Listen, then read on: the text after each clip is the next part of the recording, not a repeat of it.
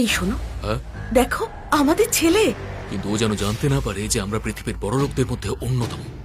আর জানিও না যে এতদিনে ও কিভাবে মানুষ হয়েছে। পরে যখন বলবো তখন মজা হবে, ঠিক আছে? ব্রেকিং নিউজ, পৃথিবীর সব থেকে ধনী বিজনেস গ্রুপ ম্যানফিল্ড গ্রুপের চেয়ারম্যান মিস্টার নায়কের ছেলেকে খুঁজে পাওয়া গেছে। এখন ওরা দুজন মুম্বাই যাচ্ছেন ওদের হারানো উত্তরাধিকারীর খোঁজে। ড্রাইভার, তাড়াতাড়ি চলো। আমাদের আংশের বয়স 20 বছর। কেমন ছিল ও, কিভাবে মানুষ হয়েছে, আমাদের ছেলেটা অনেক কষ্ট সহ্য করেছে। শোনো, চিন্তা করো না, ও আমাদের সন্তান। সুদ সমেত ওকে সব খুশি ফেরত দিয়ে দেব।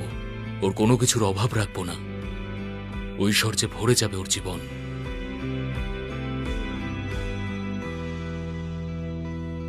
স্যার, সবকটা মাল এসে গেছে। বড়ই অলস রে ভাই তুই।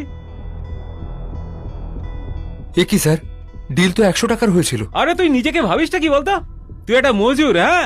এইটুকু জিনিস তুলেছি তার জন্য 80 টাকা চাই তোর? টাকা রোজগার এতই সহজ নাকি? স্যার, পরিশ্রমের টাকা, রক্ত জল করে টাকা রোজগার করেছি। ডিল 100 টাকার হয়েছিল, তার থেকে 1 টাকাও কম নেব না। শোন, আমি যখন বলছি 50 তখন 50 টাকাই পাবি। যদি পছন্দ না হয় ফিরিয়ে নিয়ে যেত জিনিস। তুই এক কাজ কর, এটাও নিজের কাছেই রাখ। এই এই, সত্যি জিনিস ফিরিয়ে নিয়ে যাচ্ছিস নাকি? আরে এতে খারাপ লাগার কি হলো, এনে। আর আজকের পরে যেন তোর মুখ না দেখি। তোর মতো মজুরের যোগ্যতা ওই 80 টাকারই হয়। চল বেরো।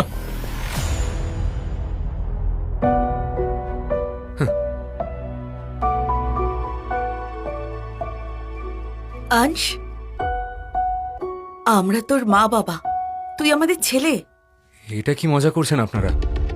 আপনি বলতে চাইছেন যে আপনি আমার মা আর ইনি বাবা? হ্যাঁ, এই দেখ, এই যে লকেটটা তুই পরে আছিস সেটা আমি তোকে ছোটবেলায় পরিয়েছিলাম। তোর ছোটবেলার ছবি দেখ দেখ। ছোটবেলায় খুব মোটু সোটু ছিলি। হ্যাঁ, এখন দেখ, এই দেখ, একদম শুকিয়ে গেছিস। আমি স্বপ্ন দেখছি না তো? কেমন আছেন আপনারা? আর এতদিন কোথায় ছিলেন?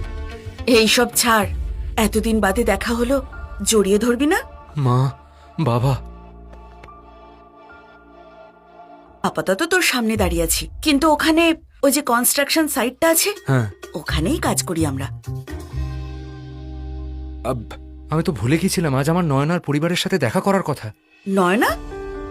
নয়না কে? নয়না আমার গার্লফ্রেন্ড। পরের মাসেই আমরা বিয়ে করতে চলেছি। বাহ, তোমরাও আমার সঙ্গে চলো না? হ্যাঁ চল।